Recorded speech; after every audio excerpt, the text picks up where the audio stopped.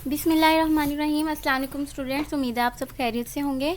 आज हमने करना है टू फेज़ मेथड। जिस तरह हमने आर्टिफिशियल वेरिएबल्स को इंक्लूड करवाया था एम मेथड में, सेम इसी तरह हम टू फेज़ मेथड में करेंगे। इसमें आर्टिफिशियल वेरिएबल्स में जो हमने एम मेथड में काम किया था उससे थोड़ा सा हम हट कर करेंगे। उसमें हमें एम मेथड में जो था, हमें एम जो था कोफिशिएंट आर्टिफिशियल वेरिएबल्स के साथ जो होता था वो हमें देखना होता था कि हमने क्या लेना है और क्या नहीं। इसमें ऐसा कोई सीन नहीं होना कि हमने एम की वैल्यू लेनी है, इसमें एम को हमने लेना ही नहीं है, ठीक है। तो अब आपने क्या करना है, इसमें टू फेज़ मेथड है, मीन्स कि इसमें टू फेजेस होंगे। पहला फेज़ जो होगा उसमें हम क्या करेंगे, बेसिक फिजिबल सोल्यूशन को फाइंड आउट करेंगे। देन जब वो हमारे पास आ जाएगा तो फिर हम देन फेज़ टू की तरफ जाएंगे, जो कि सिंपल फेज़ टू जो है सेम उसी तरीके से होगा जिस तरीके से हम सिंपलेक्स मेथड करते थे, ठीक है। तो आगे स्टार्ट करते हैं फेज़ वन। फेज़ वन में हमारे पास जो भी एलपी प्रॉब्लम में हमारे पास फंक्शन गिवन होगा मैक्सिमाइज़ या मिनिमाइज़, उसको हमने हमेशा मिनिमाइज़ करना है और उसको हमने सम ऑफ आर्टिफिशियल वेरिएबल्स की फॉर्म में मिनिमाइज़ करना है, ठीक है।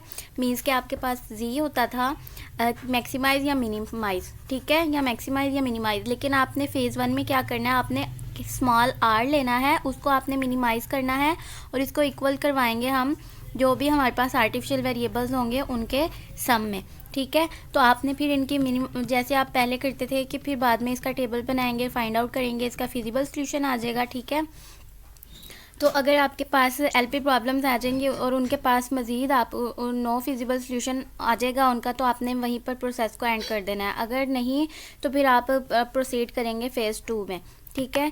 तो मीन्स कि आपने क्या करना है, सबसे पहले आप प्रॉब्लम देखेंगे। आपने प्रॉब्लम में अपने आर्टिफिशियल वेरिएबल्स ऐड करवाए जिस तरीके से हमने एम मेथड में किया था, ठीक है। इसमें फेज़ वन है तो फेज़ वन में हमने सबसे पहला काम क्या करना है, मिनिमाइज़ करना है आर को with the sum of the artificial variables, ठीक है। तो सब्जेक्ट टू आपके पास इसमें क्या है, सबसे पहले यहाँ पर इक्वल है तो इसमें आपके पास R1 आर्टिफिशियल वेरिएबल इंक्लूड किया, यहाँ पर ग्रेटर दैन इक्वल था तो इसमें स्लैक वेरिएबल भी आया जो कि -x3 हमने ऐड करवाया और इधर R2 जो है आर्टिफिशियल वेरिएबल यहाँ पर लेस दैन इक्वल का साइन था कॉन्स्टेंट में, तो उसमें ऐड नहीं होता, मीन्स के इसमें हमारे पास स्लैक वेरिएबल इंक्लूड होगा, ठीक है।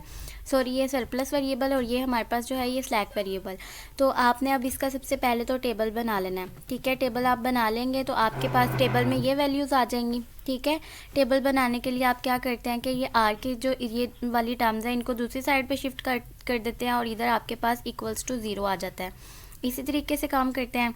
हमने टेबल बना लिया, टेबल में हम वही करेंगे कि यहाँ पर बेसिक और यहाँ पर जितने भी हमारे पास वेरिएबल्स होते हैं वो उनको इंक्लूड कर देते हैं और लास्ट पर हमारे पास सोल्यूशन टर्म्स आ जाती हैं। और कॉलम में बेसिक के कॉलम में हम अपना यहाँ पर जी हो तो जी रखते हैं, लेकिन फेज़ वन है तो इसमें हमने आर लिया हुआ है तो आर होगा और बाकी हमारे जो हैं हर कॉन्स्टेंट में से एक एक वेरिएबल जो है वो हम लेते जाएंगे। आर्टिफिशियल होंगे तो आर्टिफिशियल लेंगे, R1 R2 आर्टिफिशियल, और थर्ड में से हम x4 जो कि हमारे पास स्लैक वेरिएबल है उसको चूज़ कर लेंगे, ठीक है। तो उनकी वैल्यूज़ हमने पुट की तो ये टेबल बन जाएगा हमारे पास। अब आप देखें कि आपके पास यहाँ पर जो है आपने तो पहले से बैलेंस करना है, ठीक है।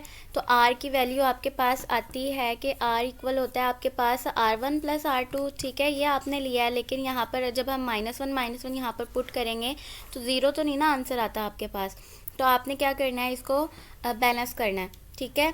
तो बैलेंस करने के लिए आप क्या करेंगे कि R1 R2 में जब आप यहाँ पर ये पुट करेंगे 3 और 6, ये वैल्यू गिवन है ना आपको, यही आपके पास आंसर्स होते हैं। तो जब आप यहाँ पर 3 + 6 पुट करेंगे तो यहाँ पर आपके पास क्या आएगा, 9 आएगा, लेकिन यहाँ पर 0 है। तो आप जो पहले एम मेथड में जैसे हमने इसको बैलेंस किया था वैसे ही हम इसको भी बैलेंस करेंगे कि R1 R2 को हम ये यहाँ पर जो भी यहाँ पर कोफिशिएंट्स हैं इनके साथ मल्टीप्लाई करवा देंगे और फिर दोनों रोज़ को ऐड कर देंगे और फिर हमने उन दोनों रोज़ का जो भी सम आंसर आएगा उसको इस वाली करंट रो में R में हमने ऐड करवा देना है, ठीक है। ये नीचे इसका प्रोसीजर लिखा होगा, मीन्स के इसको हमने 3 को 1 से मल्टीप्लाई करवाया, 3 × 1 = 3 रहा, और 4 को 1 से करवाया, 4 × 1 = 4, इन दोनों को ऐड किया, 3 × 4 = 7, और फिर हमने इसको ऐड किया 7 + 0 7, ठीक है। तो आपके पास जो न्यू 0 R बनेगी वो आपके पास 7 आएगा यहाँ पर इन दोनों को जब हमने करवाया इसी तरीके से प्रोसीड, तो यहाँ पर आपके पास 3 1 4 आ जाएगा, ठीक है। सिमिलरली यहाँ पर आपके पास जो -1 है उसको +0 किया तो यहाँ पर -1 आ जाएगा आपके पास, ठीक है। और यहाँ पर 1 और ये -1 किया तो यहाँ पर आपके पास 0 आ जाएगा, और यहाँ पर भी आपके पास 1 + 0 और ये -1 करवाएंगे तो 0 आ जाएगा, और यहाँ पर आपके पास 0 ही रहेगा, और यहाँ पर 6 + 3 यहाँ पर आपके पास 9 आ जाएगा। ठीक है, मीन्स कि ये आपके पास ये जो 9 है ये यहाँ पर अब बैलेंस हो जाएगी आपकी इक्वेशन। तो अब आपने नेक्स्ट काम क्या करना है, इसी टेबल को आपने जब इसको प्रोसीड करवा दिया, न्यू रो बना ली, तो फिर आपने वही काम करना है जैसे हम पहले करते थे सिंप्लेक्स मेथड में और दूसरे मेथड्स में। ठीक है, तो आपने इसको क्या करना है, आपने सबसे पहले आपने करवा दिया, सॉल्यूशन को चेंज किया है।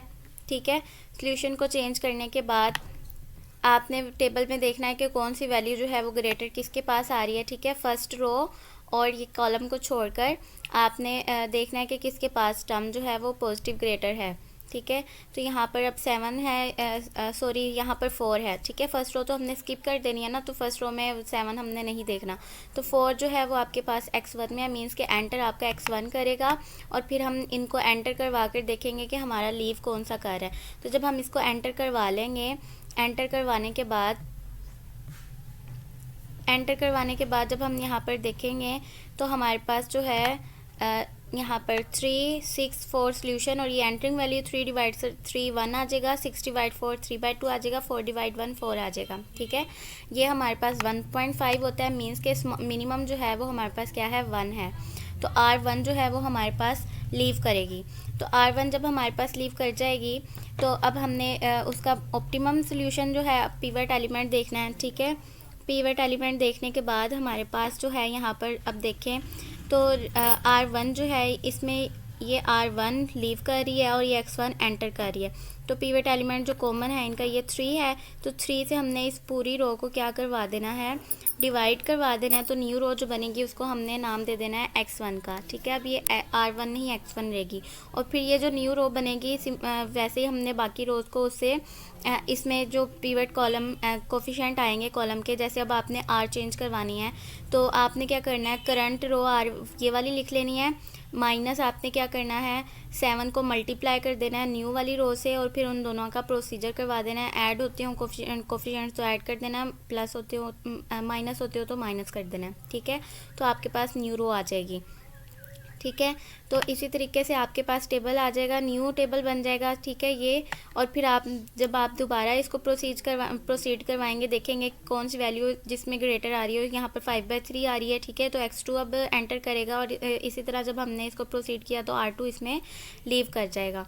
तो फिर आपने इसको ध्यान आप देखेंगे कि आपके पास जो है ये वैल्यूज़ आ जाती हैं। ठीक है, 3/4 मिनिमम था और R2 था, R2 लीव कर रहा था। फिर वैसे ही प्रोसीड करवाएंगे जैसे हम पहले प्रोसीड करवाते थे। तो आपके पास ये जो है ये न्यू टेबल बनेगा जिसमें आपके पास सारी आपने एंटर भी कर दिए हैं, वेरिएबल्स जो है सारे एंटर हो गए हैं। ठीक है, तो यहाँ पर अब एंटर वैल्यूज सारे एंटर वेरिएबल जो हैं वो हो गए हैं सारे। तो अब आपके पास यहाँ पर देखिए जैसे हमने स्टार्ट किया था टेबल, यहाँ पर R की वैल्यू 0 थी, और जब एंड हुआ है फेज़ 1 तो वहाँ पर भी आपके पास R की वैल्यू क्या है 0 ही है। तो ये चेक करने का तरीका होता है कि आपके पास जो आपका आंसर आ रहा है वो ठीक आ रहा है कि नहीं आ रहा। जब आपका फेज़ 1 एंड होगा तो आपके पास R का आंसर जो है वो 0 ही आएगा। ठीक है, जैसे हमने स्टार्ट में किया था लास्ट पे भी आपके पास R का आंसर 0 आएगा। तो आपके पास यहाँ पर जो है X1 3/5 आ गया, X2 6/5 आ गया, और S2 जो है वो आपके पास 1 आ गया। ठीक है, जिसको बुक के टेबल में हमने X4 कहा हुआ है। ठीक है, तो आगे हम फेज़ 2 स्टार्ट करेंगे। फेज़ 2 में आपने क्या करना है कि डिलीट कर देना होता है आर्टिफिशियल वेरिएबल्स को। ये दोनों वेरिएबल्स जो हैं आपके पास, आपने इन दोनों को क्या कर देना है, डिलीट करवा देना है। इसके डिलीटिंग करवाने के बाद आपने दोबारा से टेबल से जो है आपने कॉन्स्टेंट्स में चेंज करना है। ठीक है, आपने क्या करना है, उनको कॉन्स्टेंट्स में चेंज कर देना है। ये देखें डिलीटिंग कर दी हमने R1 R2, तो Z आपके पास, इसमें Z आपने ओरिजिनल जो आपको गिवन होगा आपने वो ले लेना है। दैन आपने जो है टेबल से इनको जो है वो चेंज करवाया है। टेबल से चेंज कैसे करवाएंगे, X1 का जो कोफिशिएंट था यहाँ पर आपके पास क्या था 1 प्लस 1/5, यहाँ पर आपके पास जो है वो X3 है। ठीक है, X3 जिसको हमने सरप्लस का जो है वेरिएबल कहा हुआ है S1। ठीक है, X plus 1/5 S1 equal R1 R2 तो डिलीट करवा दिया ना, तो इनको अब हमने यूज़ नहीं करना। तो आपके पास 3 इक्वल्स टू 3/5। ठीक है, सिमिलरली आप सेकेंड इक्वेशन जब बनाएंगे तो आपके पास 1 X2 माइनस 3/5 S1। ठीक है, और इक्वल आ जाएगा 6/5 के। सिमिलरली आपके पास आ जाएगा S1 प्लस S2 इक्वल आ जाएगा आपके पास 1 के, ठीक है। और अब बाद में आपने जो चौथी कॉन्स्टेंट लिखनी है वो यही कि इनका ऑप्टिमल सॉल्यूशन है, तो ये सारे क्या होंगे, वेरिएबल्स आपके पास ग्रेटर दैन इक्वल्स टू 0 हो जाएंगे। तो अब आपके पास जो न्यू टेबल बनेगा R1 R2 को डिलीट करवाने के बाद आर्टिफिशियल वेरिएबल्स को, तो आपके पास ये टेबल बनेगा, ठीक है। तो अब आप देखें तो यहाँ पर फिर आपके पास जो है x1 की वैल्यू 3/5 है, यहाँ x2 की वैल्यू 6/5 है। तो जब आप उसमें पुट करेंगे और s2 की वैल्यू क्या है 1 है, तो जब आप यहाँ पर पुट करेंगे तो आपके पास जो है आंसर्स ये तो नहीं आएंगे ना जी के 4x1 + x2 में जब आप पुट करेंगे तो 4 6 are 20, तो आपके पास ये आंसर्स नहीं आएंगे, ठीक है। मीन्स कि आपने इसको फिर से क्या करवाना है, मिनिमाइज ठीक है, इसको आपने फिर क्या करवाना है, बैलेंस करवा देना है। यहाँ पर 0 है, मीन्स के इस वाली रो को हमने बैलेंस करना है। तो आप क्या करेंगे, x1 x2 के जो कोफिशिएंट है यहाँ पर -4 -1, ठीक है। 4 1 से हम दोनों को x1 के साथ 4 है तो 4x1 और x2 के साथ 1 है तो 1, ठीक है। आपने ये ध्यान रखना है ऑपोजिट साइन से करवाते हैं। अगर यहाँ पर माइनस है तो इन दोनों को हम प्लस से इसको मैं मल्टीप्लाई करवाऊँगी +4x, ठीक है। और अगर यहाँ पर प्लस होता तो फिर मैं नेगेटिव से करवाती, ठीक है। तो फिर ही कैंसिल आउट होंगे ना, प्लस माइनस आएगा तो फिर आपके पास यहाँ पर क्या आ जाएगा 4, ठीक है। 4 को जब मैं इसमें ऐड करवाऊँगी तो 4 ही रहेगा, और फिर जब इसमें ऐड करवाऊँगी तो यहाँ पर 0 आ जाएगा इस तरीके से। फिर जब इसको करवाऊँगी प्रोसीड तो यहाँ पर 0 आ जाएगा, ठीक है। फिर इन दोनों को करवाएंगे तो 1/5, और फिर इन दोनों को करवाएंगे तो आपके पास 4 6 are 20, 4 3 are 12, ठीक है। 12 में जब आप 6 ऐड करेंगे तो 18/5 आपके पास आंसर आ जाएगा, ठीक है। बाकी एज इट इज़ आपके पास रहेंगे और फिर आप वही प्रोसीड करवाएंगे जैसे हम सिंप्लेक्स मेथड में करते थे, ठीक है। तो अब आप देखें कि आपको आगे करने की ज़रूरत नहीं है, क्योंकि x1 की भी वैल्यू आपके पास गिवन है और x2 की भी वैल्यू आपके पास गिवन है, ठीक है। तो x1 x2 की भी वैल्यू आ गई, जी भी आपके पास जो था वो बैलेंस हो गया। तो अब आपने आंसर पुट किया तो यही आ रहा है, मीन्स कि आपके पास जो था सोल्यूशन वो ऑप्टिमल सोल्यूशन आ गया, ठीक है। तो आपके पास ये सोल्यूशन आ गया। उम्मीद है आपको लेक्चर समझ में आया होगा।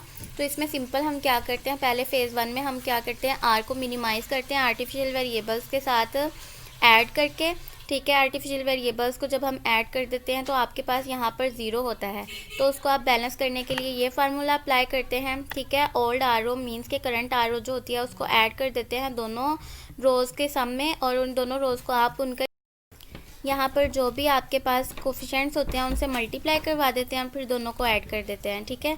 देन आपने वही काम करना है कि आपने देखना है कौन सा बड़ा है कौन सा छोटा है, जैसे आप पहले मेथड में करते आए हैं। तो फिर आपके पास जब सारे एंटर हो जाएंगे और लीव कर जाएंगे तो आपने फिर क्या करना है, वहीं पर फ़ेज़ 1 आपका एंड हो जाएगा।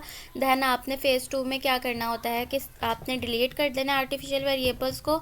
आर्टिफिशियल वेरिएबल्स को डिलीट करने के बाद आपकी ये कॉन्स्टेंट्स बन जाएंगी, ठीक है। फिर आपका टेबल बनेगा और फिर आपने सिर्फ जी को क्या है, आपके पास जी का आंसर नहीं है, बाकी x1 x2 के आंसर्स आ गए हैं, इसको आपने बैलेंस कर देना है जिस तरीके से हमने आर को बैलेंस किया था। तो आपके पास जो है आपका ऑप्टिमल सोल्यूशन आ जाएगा, ठीक है। तो आई होप आपको मेथड समझ में आया होगा। नेक्स्ट इंशाल्लाह हम इसके केसेस करेंगे सिंप्लेक्स मेथड के।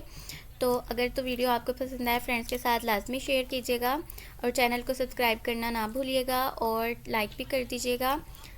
अल्लाह हाफिज़।